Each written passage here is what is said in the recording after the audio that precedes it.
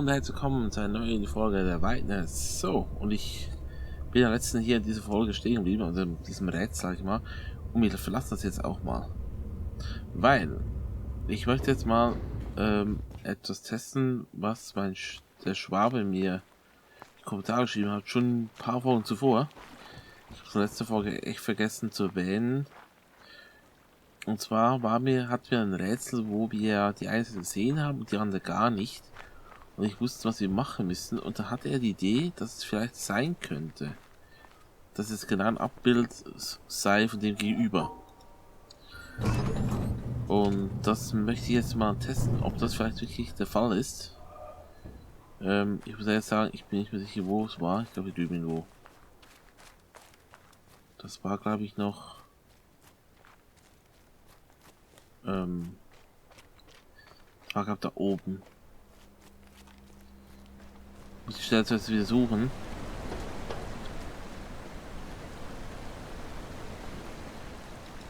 Warte mal.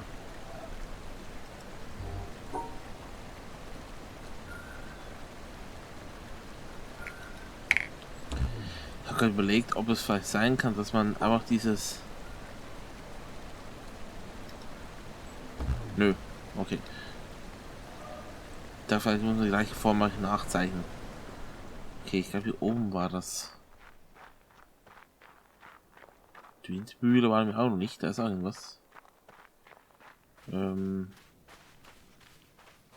das hier oben? Ne, war es nicht.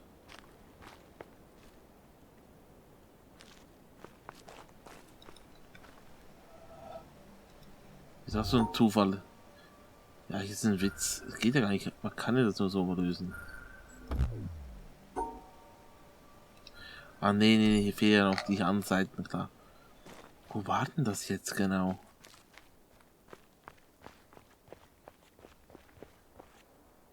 War das hier drüben doch irgendwo? Weil hier ist die Wüstenpalast. Das kann hier nicht gewesen sein. Und hier haben wir ja nichts so dementsprechend. Na super.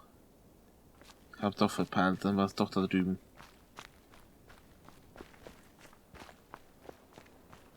Hier sind wir gestartet.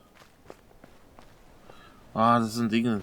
Man denkt, man kann runterlaufen, aber das ist halt alles wirklich, ja, man kann im Spiel nicht springen. Dementsprechend kann man solche Sachen nicht überspringen, sag ich jetzt mal. Moment, mir fällt gerade ein, das könnte ja doch noch viel früher gewesen sein. Da oben was, okay.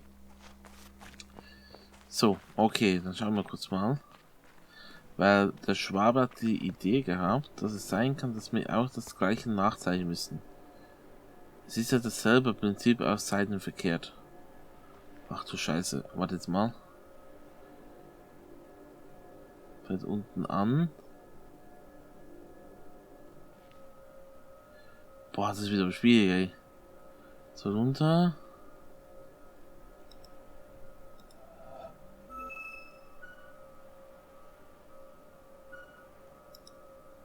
Ich glaub's nicht. Du hattest recht. Du hattest echt recht. Ja, da hat er doch was gebracht. Nicht schlecht. Danke für den Tipp. Die wäre jetzt gar nicht gekommen. Also es ist echt schwierig. Man muss hier überlegen, wie man die Sachen zieht. Jetzt mal, das ist schwierig jetzt. Also nach vorne, nach unten.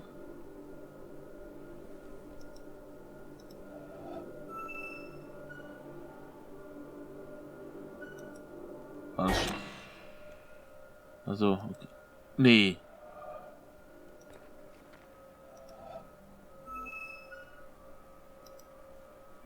Oh, das ist so ein mühsames Ding. Okay.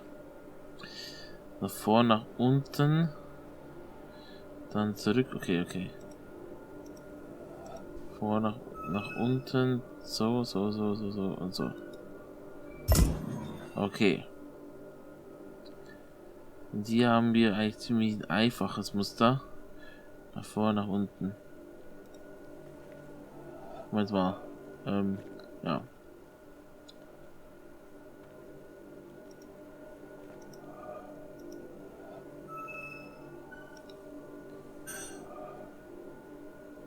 ganz unten, okay. Warte mal. Das heißt, ich muss in der anderen Seite nach vorne. Ich muss so nach vorne.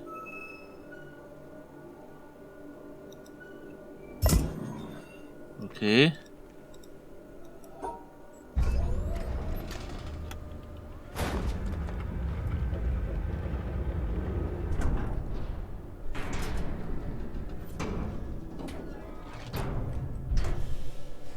Was passiert jetzt hier?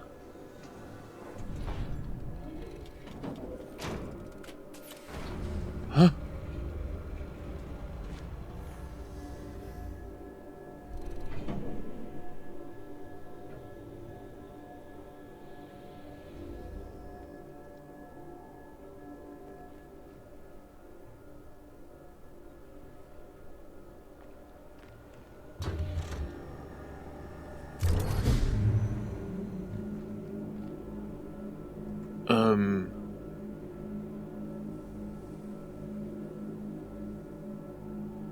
Was ist das?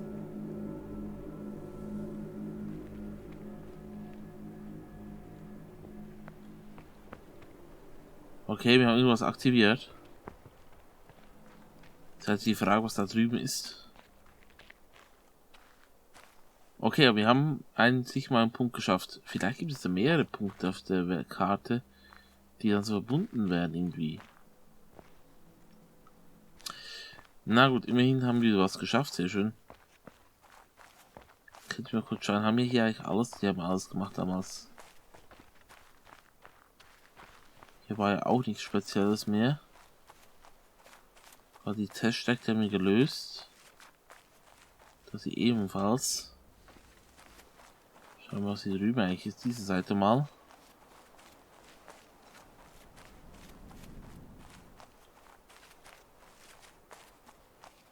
Stimmt, hier haben wir gestartet damals. Jetzt bin ich mal oben.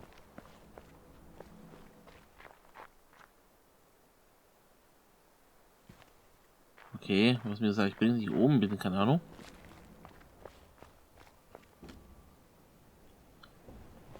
Aber hier war ja der Start.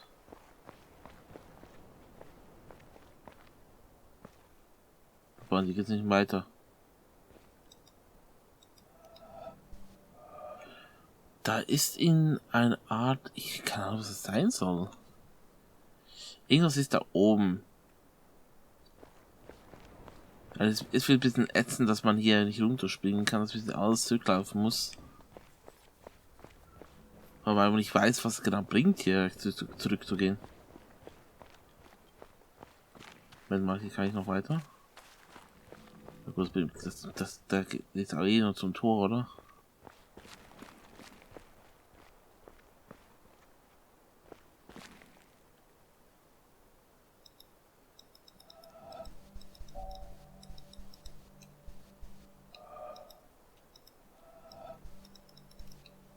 Hier wird gar nichts. Naja, okay. Gehen wir zurück, kommen wir hier runter? Nein. Okay, also hier ist mal definitiv nichts in dieser Ruine. Ich frage mich immer noch hier, was dieses Geheimnis hier soll. Wir haben hier, das soll, in der Games wurde das hier als das Übersiegergeheimnis angezeigt und es ist im Endeffekt nur eine Linie. Ich denke, irgendwo wird dann ein Rätsel kommen, mit dem man dieses Rätsel lösen kann.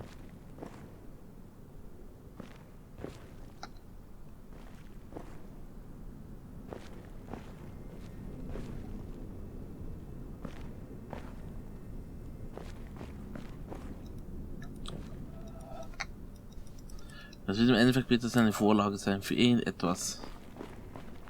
Vielleicht sogar mit dem da vorne, wo der Straße hinführt. Okay, aber anscheinend gibt es wirklich nichts mehr zu machen hier in dieser Ecke. Das heißt, ein bisschen weitergehen. Das ist bis jetzt wirklich der Tempel, der eigentlich nicht gelöst ist. Und, ja. Okay, hier ist ein Steg. Hier hört man Geräusche.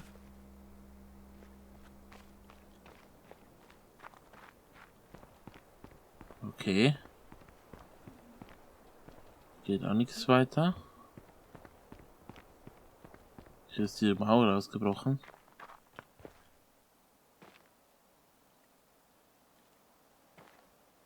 Ob man hier plötzlich was leben würde, ich würde mich so erschrecken. Ja, super. Wie geht denn das jetzt hier?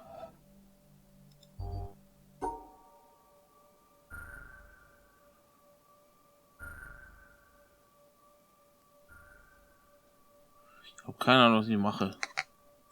Ist auch falsch.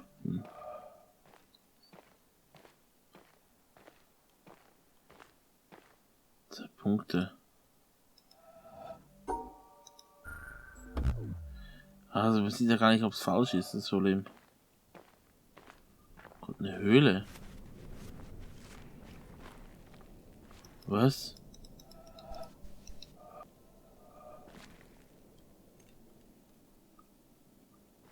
Hä? Komm. Okay.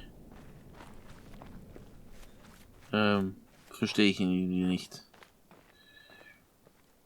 Ich glaube, hier geht es ja gar nichts, ne?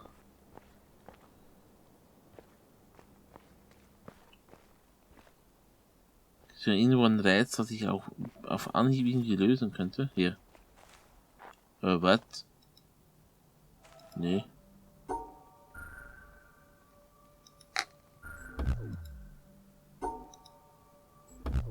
Kann ich was bedeuten soll? 5.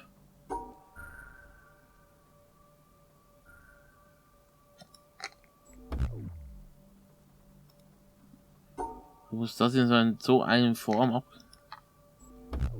Nein. Keine Ahnung.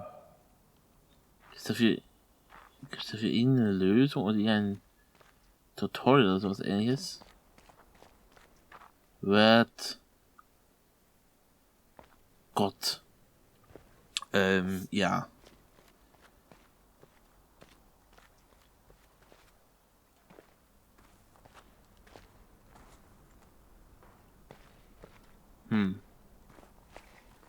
Aber man sieht schon, die Insel ist extrem weitläufig. Zur Zeit läuft irgendwie gar keine Rätsel an.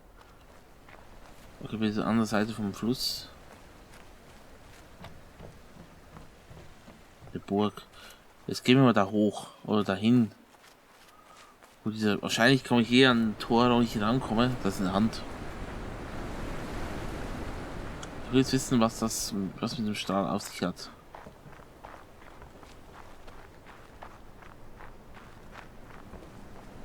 Schwarze Säule. Lauter Wasserfall.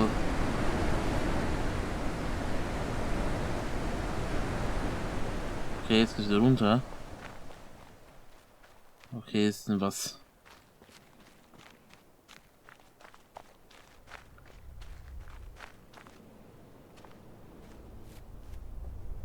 Gott.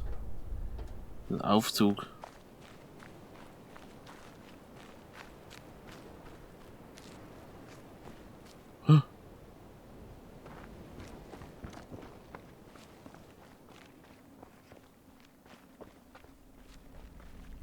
Auf einer Statue bin ich jetzt irgendwie.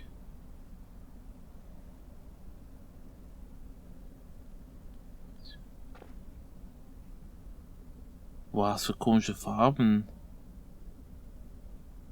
Okay. Ja, ich denke mal, die Insel ist gar nicht so groß, aber irgendwie hat so viele Geheimnisse. Und wer diese Statue da eigentlich alle irgendwie hingestellt hat, frage ich mich auch. Oder sind das gar keine Statuen?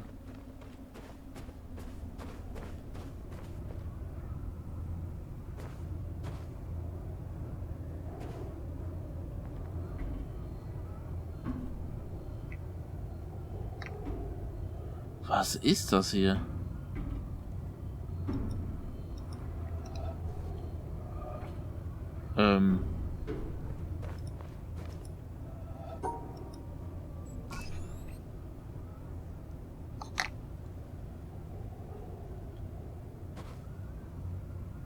Da ist so ein schwarzer Turm.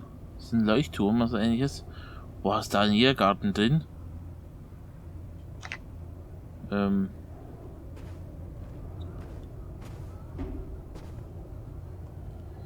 Frage ist natürlich echt, was hat das mir gebracht?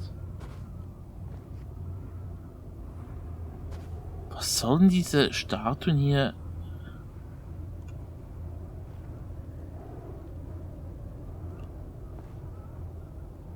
Ich habe keine Ahnung, was sie bringen sollten. Warum sind sie aus Stein? Wer baut einen Laptop aus Stein? Warum?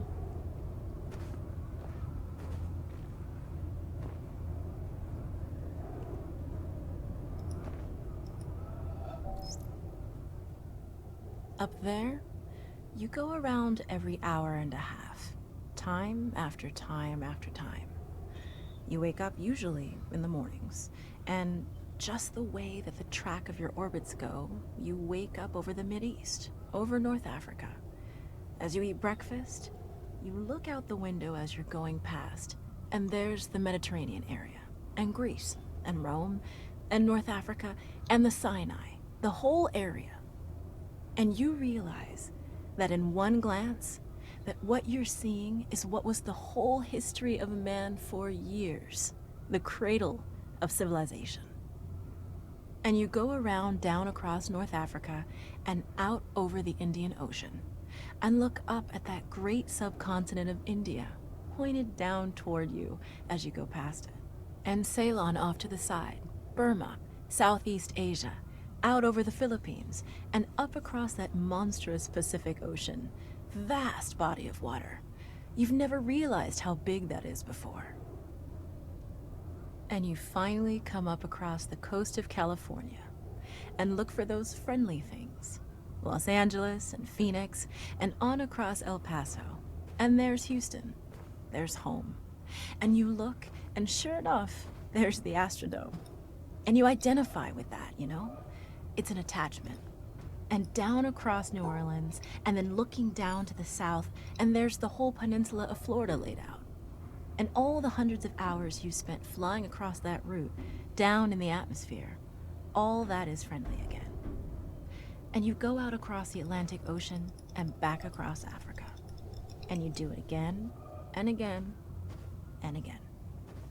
And that identity, that you identify with Houston, and then you identify with Los Angeles, and Phoenix, and New Orleans, and everything. And the next thing you recognize in yourself is you're identifying with North Africa. You look forward to that. You anticipate it. And there it is. That whole process begins to shift of what it is you identify with. When you go around it in an hour and a half, you begin to recognize that your identity is with that whole thing, and that makes a change. You look down there, and you can't imagine how many borders and boundaries you crossed again and again and again. And you don't even see them. At that wake-up scene, the Mideast, you know there are hundreds of people killing each other over some imaginary line that you can't see. From where you see it, the thing is a whole, and it's so beautiful. And you wish you could take one from each side in hand and say, look at it from this perspective. Look at that. What's important? And so a little later on, your friend, again those same neighbors, another astronaut, the person next to you goes out to the moon. And now he looks back and sees the Earth not as something big where he can see the beautiful details, but he sees the Earth as a small thing out there. And now that contrast between that bright blue and white Christmas tree ornament and that black sky, that infinite universe, really comes through. The size of it, the significance of it, it becomes both things. It becomes so small and so fragile, and such a precious little spot in that universe that you can block it out with your thumb. And you realize that on that small spot, that little blue and white thing is everything that means anything to you. All of history and music and poetry and art and war and death and birth and love, tears, joy, games, all of it is on that little spot out there that you can cover with your thumb. And you realize that that perspective, that you've changed. That there's something new there. That relationship is no longer what it was. And then you look back on the time when you were outside on that EVA and those few moments that you had the time because the camera malfunctioned, that you had the time to think about what was happening. And you recall staring out there at the spectacle that went before your eyes. Because now, you're no longer inside something with a window looking out at a picture. But now you're out there, and what you've got around your head is a goldfish bowl, and there are no limits here. There are no frames. There are no boundaries. You're really out there, over it, floating, going 25,000 miles per hour, ripping through space, a vacuum, and there's not a sound. There's a silence, the depth of which you've never experienced before. And that silence contrasts so markedly with the scenery and the speed with which you know you're going. That contrast, the mix of those two things, really comes through. And you think about what you're experiencing and why. Do you deserve this? This fantastic experience? Have you earned this in some way? Are you separated out to be touched by God to have some special experience here that other men cannot have? You know the answer to that is no. There's nothing that you've done that deserves that earned that. It's not a special thing for you. You know very well at that moment, and it comes through to you so powerfully, that you're the sensing element for man. You look down and see the surface of that globe that you've lived on all this time, and you know all those people down there. They are like you. They are you. And somehow you represent them when you are up there. A sensing element. So, mein Gott, die hat ja nicht aufgehört. So, ich dachte echt, die hört mal auf. Ja, also ich bin mir sicher, das waren mal Menschen, die jetzt versteinert wurden. Aus irgendwelchen Gründen. Ich bin mir auch sicher, dass jedes Mal, wenn hier ein Laser hier hinfällt, hier eine Klappe aufgeht, um dieses Paket zu öffnen, wo wahrscheinlich dann wieder so eine Zeichnung rauskommt, wie es gerade da eben da unten. Ja, das Rätsel habe ich ja wie folgt gelöst. Es war wieder der unsichtbare, die unsichtbare Spiegelung, die ich dann entsprechend auch über die Punkte hinweg bewegen musste und so dann das Ganze geöffnet habe. Ja, ein bisschen längere Folge, tut mir leid für lange Quatsch. Ich habe echt gedacht, es wird einmal zu Ende. Nächste Folge geht es dann weiter, schauen wir, wie es weitergeht. Bedanke mich schon mal fürs Zusehen. Wenn es euch gefallen, lasst mir ein Like da. Und ja, danke mal an Schwabe für den Tipp, für die Idee, wie es hier weitergehen könnte. Hat geklappt. Ging tatsächlich so weiter. Und jetzt habe ich einen anderen Weg gefunden, hier runterzukommen. Alles gut. In diesem Mal verabschiede ich mich bis zum nächsten Mal. Tschüss. Ah.